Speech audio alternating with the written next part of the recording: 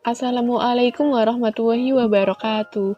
Perkenalkan, kami dari kelompok 3, kelas Sistem Keuangan Islam A, akan mempresentasikan materi mengenai prinsip dan instrumen keuangan Islam di Indonesia dengan anggota 1. Nuril Faikna, 2. Hilda Sofiatul, 3. Risma Karimah, dan Vita Sakinatun Sari. Terdapat 4 pokok bahasan yang akan dibahas. Yang pertama, komponen-komponen syariah. Lalu yang kedua ada sumber hukum Islam. Lalu yang ketiga ada maqasid syariah dalam kaitannya dengan keuangan Islam. Kemudian yang terakhir ada elemen-elemen fundamental yang dilarang dalam keuangan Islam. Baiklah, langsung saja pada pemaparan materi yang akan disampaikan oleh pemateri. Komponen-komponen syariah. Yang pertama ada syariah atau wahyu. Syariah merupakan komponen ajaran Islam yang mengatur tentang kehidupan seorang muslim, baik dalam bidang ibadah habluminallah maupun dalam bidang muamalah habluminanas, yang merupakan aktualisasi dari akidah yang menjadi keyakinannya. Sedangkan wahyu dalam syariat Islam adalah kalam atau perkataan dari Allah yang diturunkan kepada seluruh makhluknya dengan perantara malaikat ataupun secara langsung. Dalam komponen syariah terdapat 2 dasar hukum, yaitu Al-Quran dan As-Sunnah. Komponen-komponen syariah yang kedua yaitu fikih atau ijtihad. Menurut bahasa, fikih berasal dari kata faqiha yafqahu faqihan, yang berarti mengerti atau paham. Paham yang dimaksud adalah upaya akilah dalam memahami ajaran-ajaran Islam yang bersumber dari Al-Quran dan As-Sunnah. Lalu ijtihad adalah merupakan semua kemampuan dalam segala perbuatan guna mendapatkan hukum syarak dan dalil terperinci dengan cara istinbat atau mengambil keputusan. Selanjutnya yaitu dasar hukum keuangan Islam. Dasar hukum keuangan Islam tidak lain adalah dasar hukum Islam itu sendiri, yaitu yang terdiri dari Al-Quran, hadis, ijma, dan qiyas. Al-Quran dan Sunnah merupakan sumber hukum yang utama, dan yang lainnya merupakan sumber hukum turunannya. Al-Quran adalah sumber utama hukum Islam yang merupakan kumpulan wahyu yang disampaikan Allah kepada Nabi Muhammad SAW. Al-Quran adalah sebuah kitab petunjuk dan bimbingan agama secara umum. Contoh-contoh ayat Al-Quran yang menjadi sumber hukum tentang kegiatan ekonomi maupun praktik perbankan syariah antara lain adalah Quran Surat Al-A'raf ayat 128 dan Quran Surat An-Nisa ayat 32 tentang pengelolaan harta. Yang kedua yaitu hadis dan sunnah. Sunnah adalah ajaran-ajaran Nabi Muhammad SAW yang disampaikan lewat ucapannya, tindakannya, atau persetujuannya. Contoh hadis tentang keuangan yaitu dari Jabir radhiyallahu an, Rasulullah SAW mencela penerima dan pembayar bunga, dan orang yang mencatat begitu pula yang menyaksikannya. Beliau bersabda, mereka semua sama-sama berada dalam dosa. Hadis riwayat Muslim, Tirmidzi, dan Ahmad. Sumber hukum yang ketiga yaitu ijma. Ijma adalah kesepakatan para mujtahid atau ahli hukum yang menemukan hukum syarak sesudah zaman Nabi Muhammad SAW mengenai suatu hukum kasus tertentu. Ijma ini penting untuk masalah keuangan karena model-model perbankan Islam tidak disebutkan dalam Al-Quran ataupun di dalam hadis, meskipun prinsip-prinsip pokok yang mengatur sifatnya itu, yang mengatur sistemnya ada di dalam Al-Quran. Selanjutnya, sumber hukum yang keempat adalah qiyas. Qiyas adalah perluasan ketentuan hukum yang disebutkan di dalam teks Al-Quran dan Sunnah, sehingga mencangkup kasus serupa yang tidak disebutkan dalam teks kedua sumber pokok itu berdasarkan persamaan antara kedua kasus tersebut. Contoh mengenai hal ini adalah qiyas atau analogi seluruh perjanjian lainnya selain jual beli kepada akad jual beli tentang syarat adanya ridho atau perizinan. Dalam hadisnya, Nabi Muhammad SAW hanya menyebutkan jual beli saja yang disyariatkan perizinannya untuk sahnya. Kemudian, para ahli hukum menyatakan bahwa seluruh akad lainnya juga disyaratkan perizinan atau ridho dengan dasar analogi kepada akad jual beli. Pendekatan maqasid syariah dalam keuangan Islam. A. Maqasid syariah dalam ekonomi dan keuangan Islam berdasarkan pendekatan umum. Sesuai dengan prinsip-prinsip maqasid syariah, sistem Islam menitik beratkan pada dimensi etika, moral, sosial, dan agama. Hal ini bertujuan untuk menjamin keadilan, kesejahteraan, serta kebaikan untuk masyarakat secara keseluruhan.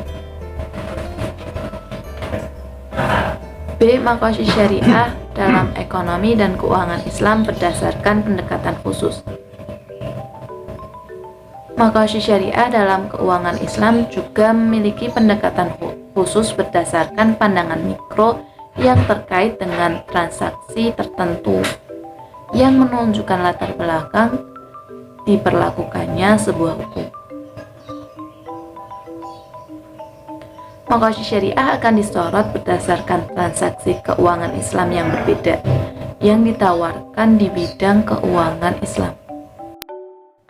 C. Maqasid syariah kaitannya dengan keuangan Islam. Maqasid syariah berperan penting dalam merumuskan ekonomi syariah, menciptakan produk-produk perbankan dan keuangan syariah. Tujuan-tujuan syariah tersebut adalah untuk mewujudkan kemaslahatan manusia di dunia dan di akhirat. Kemaslahatan manusia diwujudkan dengan memelihara 5 kebutuhan pokok, yaitu agama, jiwa, akal, keturunan, dan harta.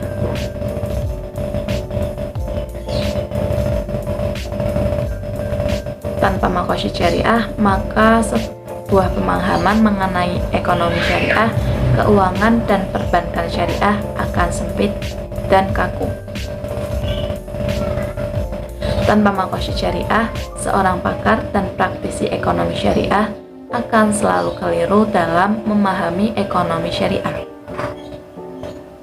Dan tanpa maqasid syariah, produk keuangan dan perbankan, regulasi, fatwa, kebijakan fiskal, dan kebijakan moneter akan kehilangan substansi. Selanjutnya, materi yang terakhir ialah elemen-elemen fundamental yang dilarang dalam keuangan Islam. Terdapat 3 elemen, yaitu riba, gharar, dan maisir. Elemen yang pertama yaitu riba. Riba secara bahasa bermakna al-fadl wa al-ziyadah atau lebihan dan tambahan. Sedangkan menurut istilah, riba berarti pengambilan tambahan dari harta pokok atau modal secara batil. Jadi bahwa riba adalah pengambilan tambahan baik dalam transaksi jual beli maupun pinjam meminjam secara batil atau bertentangan dengan prinsip muamalat dalam Islam. Unsur-unsur riba adalah sebagai berikut. 1. Adanya tambahan atau lebihan dari jumlah pokok pinjaman. 2. Penentuan tambahan atau lebihan itu berkaitan dengan unsur pertimbangan jangka waktu. Yang ketiga, tawar-menawar atau persetujuan terhadap syarat tambahan atau lebihan itu ditentukan terlebih dahulu, yaitu ketika kontrak pinjaman dilakukan. Dalam muamalat atau transaksi, riba biasanya mempunyai 3 bentuk, yaitu 1. Bayaran balik yang melebihi dari jumlah uang pokok atau harta asal yang dipersyaratkan terlebih dahulu ketika kontrak dilakukan. Yang kedua, ada kontrak ke atas pertukaran barang tertentu yang diketahui dengan pasti persamaannya pada pertimbangan atau takaran yang diakui oleh syarak. Ketiga, penangguhan penyerahan salah satu barang yang ditukarkan atau yang diperdagangkan, yaitu khususnya untuk pertukaran mata uang dan barang ribawi. Banyak ayat Al-Quran yang menjelaskan haramnya riba. Salah satunya yaitu dalam Quran Surat Al-Baqarah ayat 278 dan 200 sampai 270. Elemen yang kedua yaitu gharar. Gharar dalam bahasa artinya adalah al-khatar, pertaruhan, majhul al-qibah, tidak jelas hasilnya. Gharar merupakan bentuk keraguan, tipuan, atau tindakan yang bertujuan untuk merugikan orang lain. Jadi yang dimaksud dengan gharar dapat diartikan sebagai bentuk jual beli yang di dalamnya mengandung unsur-unsur ketidakjelasan, pertaruhan, atau perjudian. Hukum gharar dalam Islam, yaitu adalah haram, karena dalam sistem jual beli gharar ini terdapat unsur memakan harta orang lain dengan cara batil, padahal Allah melarang memakan harta orang lain dengan cara batil tersebut, sebagaimana dalam firman-Nya, yaitu Quran Surat Al-Baqarah ayat 188. Sebab utamanya terjadi gharar adalah 1. Kurangnya informasi, baik berkaitan dengan sifat, spesifikasi, harga, waktu, penyerahan tentang objek kontrak pada pihak yang berkontrak. Lalu yang kedua, objek kontrak tidak ada. Akad jual beli yang mengandung unsur-unsur gharar dapat menimbulkan perselisihan karena barang yang diperjualbelikannya itu tidak diketahui dengan baik sehingga sangat dimungkinkan terjadi penipuan. Bahkan gharar juga dapat mengarah kepada maisir atau perjudian. Lalu yang terakhir adalah maisir. Secara harfiah, maisir diartikan sebagai usaha memperoleh keinginan dengan sangat mudah tanpa bekerja keras untuk mendapatkan keuntungan. Menurut terminologi Islam, judi berarti transaksi yang dilakukan dua pihak untuk memiliki suatu benda atau jasa yang hanya menguntungkan satu pihak dan merugikan pihak lain dengan cara menghubung-hubungkan transaksi tersebut dengan perbuatan atau kejadian tertentu. Dalam Islam, maisir yang dimaksud di sini adalah segala sesuatu yang mengandung unsur judi, taruhan, atau permainan beresiko. Judi dalam segala bentuknya dilarang dalam syariat Islam, sebagaimana yang disebutkan dalam firman Allah Quran Surat Al-Ma'idah ayat 90, yang artinya, hai orang-orang yang beriman, sesungguhnya khamar, maisir, berhala, mengundi nasib dengan panah adalah perbuatan keji, termasuk perbuatan setan. Maka jauhilah perbuatan-perbuatan itu agar kamu mendapat keberuntungan. Pelarangan maisir oleh Allah Subhanahu wa Ta'ala dikarenakan efek negatif maisir. Ketika perjudian seseorang dihadapkan kondisi dapat untung maupun rugi secara abnormal. Suatu saat ketika seseorang beruntung, ia mendapatkan keuntungan yang lebih besar ketimbang usaha yang dilakukannya. Sedangkan ketika tidak beruntung, seseorang dapat mengalami kerugian yang sangat besar.